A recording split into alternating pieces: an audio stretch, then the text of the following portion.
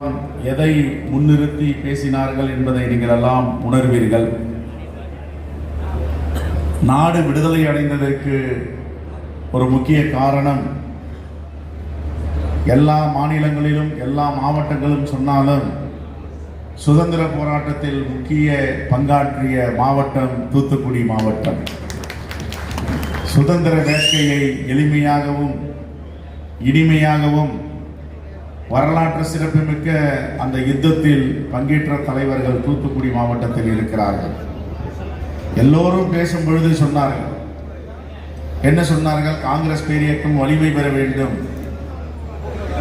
எங்களுக்குள்ள அங்கீகாரம் கிடைக்க வேண்டும். 60 மாமன்ற உறுப்பினர்களில் 6 கொடுத்தார்கள், 3 தான் வெற்றி பெற முடிந்தது. இப்படிப்பட்ட கவலைகளை அவர்கள் பகிர்ந்து கொண்டார்கள். நான் அவர்களுக்கு வைக்கும் கோரிக்கை என்னவென்றால், இந்த மாவட்டம் எப்படி இருக்க வேண்டும் என்று நாம் பெருந்தலைவர் காமராஜரிடம் கூட செல்லவில்லை.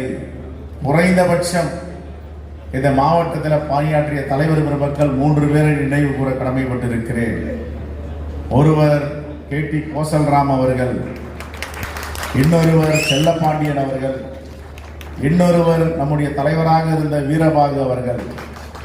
குறைந்தபட்சம் இந்த 3 மாவட்ட நம்முடைய தலைவர்கள் இந்த மாவட்டத்தில் பணியாற்றும் பொழுது காங்கிரஸ் பேரியக்கம் எப்படி இருந்ததோ அப்படி நீங்கள் காங்கிரஸ் பேரியக்கத்தை வலிமை பெற செய்ய வேண்டும். அப்படி செய்தால் நம்முடைய நாடி நரம்புகள் ஊனிலும் உறவிலும் இரத்தத்திலும் கலந்திருக்கின்ற பெருந்தலைவர் காமராஜர் ஆட்சி என்பதை நாம் கொண்டு வருவதற்கு இதெல்லாம் வாய்ப்பாக இருக்க முடியும். ஒவ்வொரு கட்சிக்கும் கொள்கை, கோட்பாடு, சித்தாந்தம் இருக்கின்றன. ஒவ்வொரு கட்சிக்கும் எதிர்பார்ப்பு இருக்கிறது. நேற்றைக்கு ஆரம்பிக்கிறார்கள் ஒரு சிறிய இயக்கமாக, கட்சியாக. அவர் சொல்லுகிறார், அடுத்த முதலமைச்சர் எங்களுடைய கட்சி தான், அடுத்த கட்சி எங்களுடைய கட்சி தான் ஆட்சி அமைக்க போகிறது என்கிறார்கள். ஆனால் தூத்துக்குடி மாவட்டத்தில் சுதந்திர போராட்ட தியாகிகள் வ.உ. சிதம்பரனார், புலித்தேவன், எவ்வளவு பெரிய போராளிகள், தலைவர்கள் இந்த மண்ணிலே தோன்றி இருக்கிறார்கள். அவர்களுக்கெல்லாம் அவருடைய கனவை நாம் நனவாக்க கடமைப்பட்டு இருக்கிறோம். 1806 சுதந்திர போர் முதலில் சிப்பாய் கழகம் வேலூரில் ஏற்பட்டது என்றாலும், ஆனால் 1857 மீரட்டில் நடந்ததுதான் முதல் சுதந்திர போர் என்று திணிக்கப்பட்டாலும், இதற்கு முன்பாகவே வீரபாண்டிய கட்டபொம்மன் அவர்கள் விடுதலை வேட்கையை இந்த மண்ணில தழுவ விட்டவர். அவ்வளவு பெரிய போராளியாக, உலகம் திரும்பி பார்க்கும் போராளியாக இருந்தவர்கள். ஊமைத்துறை ஆகட்டும், வீரபாண்டிய கட்டபொம்மன் ஆகட்டும், வீரன் சுந்தரலிங்கம் ஆகட்டும், அனைத்து தலைவர் பெருமக்களும் ஒருங்கிணைந்த நெல்லை மாவட்டத்தில் பிறந்தவர்கள், உலகம் புகழ்மிக்க தலைவராக வாழ்ந்தவர்கள். ஆனால் மிகப்பெரிய பெருமைகள் என்னவென்றால், பாண்டிய மன்னர் காலத்தில், மூவேந்தர் காலத்தில் முத்து குளிக்கும் மாவட்டமாக இருந்தது. சுதந்திரத்திற்கு பிறகு சொத்து குவிக்கும் மாவட்டமாக இந்த தேசத்திற்கு இந்த மாவட்டம் விளங்கி கொண்டிருக்கிறது.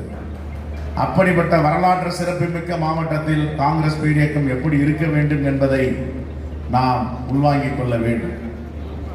சுதந்திர போராட்ட தியாகிகள், குறிப்பாக ஆஷ் துரை இந்த மாவட்டத்திலே தன்னைத்தானே மாய்த்து கொண்டார். தற்கொலை படையாக பணியாற்றி இருப்பவர். இப்பொழுதெல்லாம் யார் தற்கொலை படை என்று சொல்லிக் கொண்டிருக்கிறார்கள்.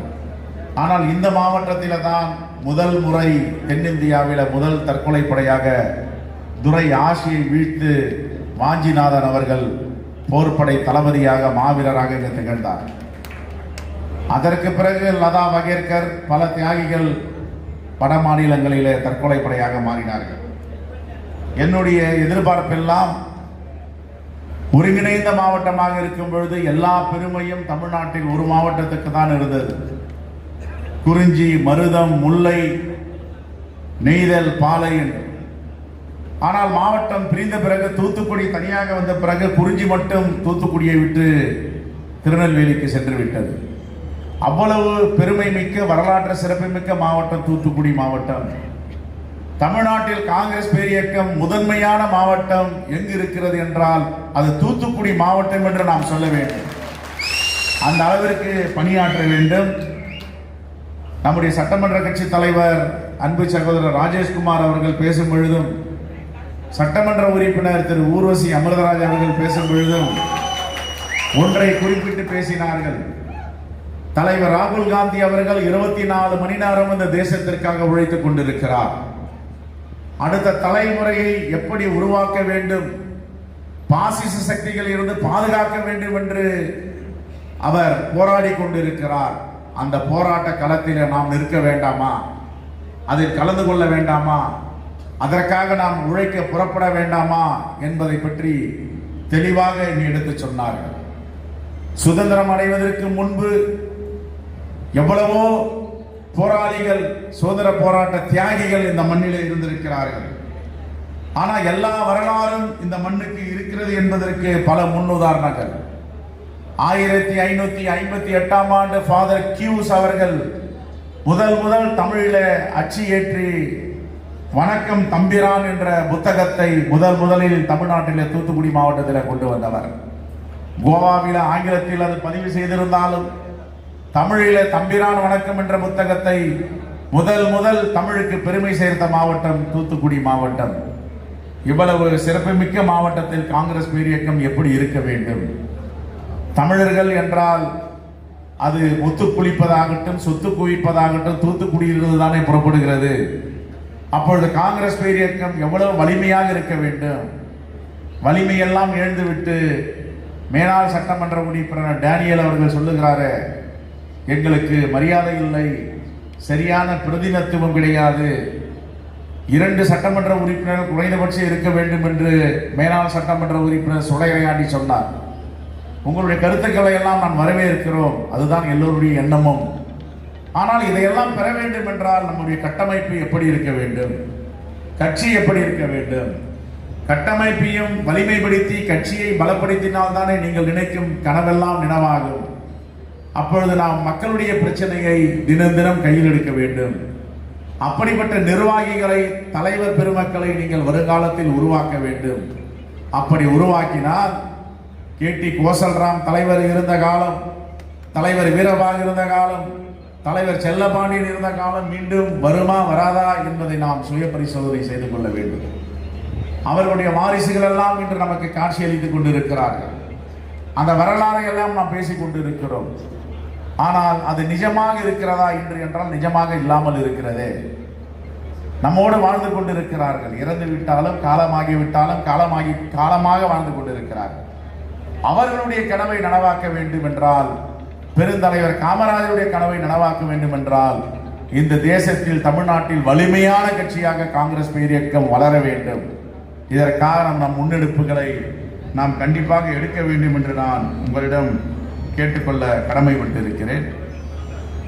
ஆதிச்சநல்லூருடைய வரலாறு, ஆதிச்சநல்லூர், தாமிரபரணி, இதிலிருந்து தான் உலகத்தினுடைய வரலாறை எழுத வேண்டும் என்று வரலாற்று ஆழ்வறிஞர்கள் சொல்லுகிறார்கள்.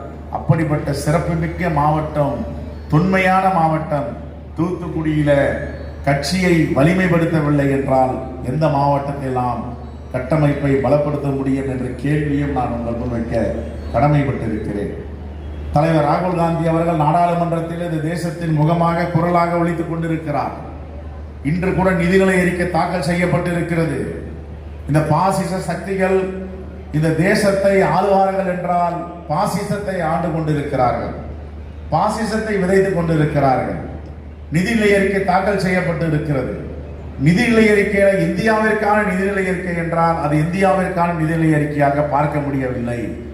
யார் அவர்களுக்கு ஆதரவு தெரிவித்திருக்கார்களோ ஆந்திர பிரதேசத்திற்கும் பீகாருக்குமான நிதிநிலை அறிக்கையை அங்கே வாசித்துக் கொண்டிருக்கிறார். பீகாருக்கு மட்டும் ஏறக்குறைய 1 லட்சம் கோடி வழங்கியிருக்கிறார். சிறப்பு நிதியாக ஆந்திராவிற்கு 20,000 கோடியை வழங்கியிருக்கிறார்கள். வெள்ள நிவாரண தடுப்புக்காக 15,000 கோடி ஒதுக்கி இருக்கிறார்கள். தமிழ்நாடும் தென் மாநிலங்களும் அதில் புறக்கணிக்கப்பட்டிருக்கிறது. இந்த ஆட்சி யாருக்கான ஆட்சி? இந்த ஆட்சிக்கு ஒரு முடிவு கட்ட வேண்டாமா? ராமர் பிறந்த ஊர் அயோத்தியிலே ராமர் கோவிலை கட்டி அந்த ராமர் கோவிலை வைத்து அரசியல் ஆதாயம் தேடி வெற்றி பெறலாம் என்று நினைத்தார் மோடி அவர்கள். ஆனா அயோத்தியிலேயே அங்கு இந்தியா கூட்டணியின் சார்பாக பொது தொகுதியில ஒரு தலித் வேட்பாளரை நிறுத்தி அங்கு வெற்றி கண்டு இருக்கிறோமே, இது இல்லவா வரலாறு? 12 மாநிலங்களிலே இடைத்தேர்தல் நடந்தது. 12 இடைத்தேர்தலில் 10 தொகுதிகளை இந்தியா கூட்டணி வென்றிருக்கிறோம். இது வரலாறு இல்லையா? இந்திய மக்கள் அனைவரும் காங்கிரஸ் பக்கம் திரும்பி கொண்டிருக்கிறார்கள். இந்த தேசத்தை பாதுகாக்க முடியும் என்றால் தலைவர் ராகுல் காந்தி தலைமையில காங்கிரஸ் பேரியக்கம் தான் பாதுகாக்க முடியும், அடுத்த தலைமுறையை பாதுகாக்க முடியும் என்று முடிவு செய்திருக்கிறார்கள். தூத்துக்குடி மாவட்டத்தில் நாம் எப்பொழுது முடிவு செய்ய போகிறோம்? அந்த கேள்வியை எல்லோரும் நம்ம இங்கே வைத்திருக்கிறார்கள். பேசிய தலைவர் பெருமக்கள் அனைவரும் இன்று முதல் நாம் மக்களிடம் செல்ல வேண்டும், மக்களை அணிதிரள வேண்டும், மக்களுடைய பிரச்சனைகளை கையில் எடுத்து போராட வேண்டும். கூட்டணி என்பது வேறு. இந்தியா கூட்டணி இணக்கமாக இருக்கிறது. திராவிட முன்னேற்ற கழகத்தோடு நாம் மிகவும் இணக்கமாக இருக்கிறோம், உண்மையாக இருக்கிறோம், தோழமையோடு இருக்கிறோம். அது வேறு.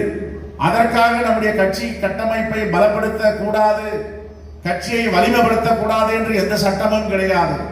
யாரும் நம்மை நிர்பந்திக்க முடியாது. கட்சியை வலிமைப்படுத்தினால் காங்கிரஸ் பேரியக்கம் பலப்படுகிறது என்றால் அது இந்தியா கூட்டணி பலம் பெறும். இந்தியா கூட்டணி பலம் பெற்றால் இந்த தேசம் பலம் பெறும்.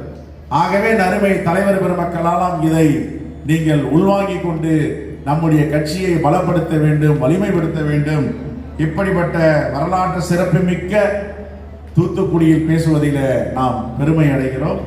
கொஞ்சம் காலதாமதமாக ஏற்பட்டது, வருவதற்கு விமானம் இறங்க முடியவில்லை. ஆடி காற்று அடித்துக் கொண்டிருக்கிறது. விமானம் அரை மணி நேரம் தரை இறங்காமல் மேலேயே சுற்றி கொண்டு விட்டது. அரை மணி நேரம் தாமதமாக வந்திருக்கிறோம்.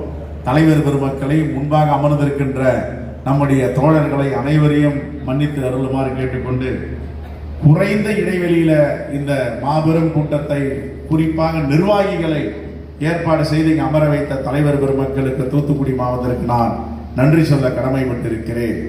அடுத்தது மாஞ்சோலை 25வது நினைவேந்தலில திருநெல்வேலியில கலந்து கொள்ள போகிறோம். அடுத்ததாக தென்காசியில இரவு கூட்டம் இருக்கிறது. என்னுடைய நிறைவான வேண்டுகோள் தலைவர் பெருமக்களுடைய தோழர்களின் சொல்லுவது என்றால், ஒன்று மட்டும் சொல்லுகிறேன், நம்மால் முடியவில்லை என்றால் யாராலும் முடியாது. நமக்கும் 6 அறிவு, அவர்களுக்கும் 6 அறிவு. நமக்கும் 5 அடி உயரம் இருக்கிறோம், அவரும் 5 அடி உயரம் இருக்கிறோம். ஆனால் வரலாறு என்பது யாருக்கும் கிடையாது. காங்கிரஸ் பேரியக்க தோழர்களுக்கும் தலைவருக்கும் மட்டும்தான் அந்த வரலாறு இருக்கிறது, சித்தாந்தம் இருக்கிறது. இந்த அடிப்படையில் காங்கிரஸ் பேரியக்கத்தை தூத்துக்குடி மாவட்டத்தின் முதன்மை மாவட்டமாக நீங்கள் மாற்ற வேண்டும். ஆளுமை மிக்க தலைவர்கள் இந்த மாவட்டத்தில் பொறுப்பாளர்களாக இருக்கிறார்கள். ஆகவே மீண்டும் ஒரு முறை பணியோடு கேட்டுக்கொள்வது, காங்கிரஸ் பேரியக்கத்தை வலிமைப்படுத்துங்கள், கட்டமைப்பை பலப்படுத்துங்கள் என்று கூறி விடைபெறுகிறேன். நன்றி, வணக்கம், ஜெய் ஹிந்த்.